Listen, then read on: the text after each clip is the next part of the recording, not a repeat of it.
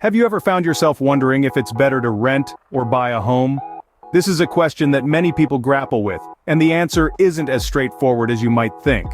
Often, we fall into the trap of believing that if our mortgage payments are equal to or less than what we would pay in rent, then buying is the better option. However, this simplified perspective overlooks some key factors that can significantly impact the cost of homeownership. To make a truly informed decision, we must consider the total unrecoverable costs associated with both renting and owning. For renters, this is relatively simple as the rent you pay is the unrecoverable cost. But for homeowners, the equation is a bit more complex. The first component of the unrecoverable cost of homeownership is property taxes. These typically amount to around 1% of the home's value each year. The second component is maintenance costs. While these can fluctuate based on a variety of factors, a common estimate is about 1% of the property's value annually. The third and final component is the cost of capital.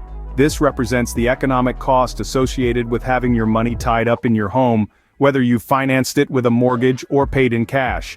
Consider this: if you've made a 20% down payment on your home, you've essentially invested in real estate. But what if you had invested that money in stocks instead?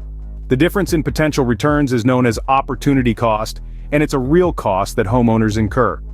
Adding up property taxes, maintenance costs, and the cost of capital gives us the total unrecoverable costs of homeownership. Typically, this amounts to around 5% of the home's value each year, hence the term 5% rule. This rule can be a practical tool when weighing up the financial pros and cons of renting versus buying. If you can rent a home for less than 5% of its value each year, then renting could be the more financially savvy decision. On the other hand, if the cost of renting exceeds the equivalent 5% of a home's value, buying could be the smarter choice.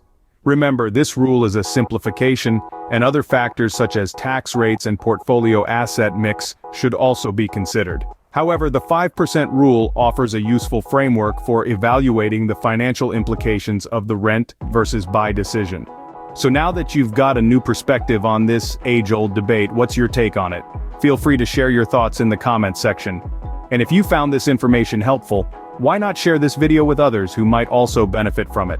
Thank you for tuning in. I'm William Perea with Brighter Homes Realty LLC. Remember, we're not just in the business of selling homes, we're in the business of changing lives.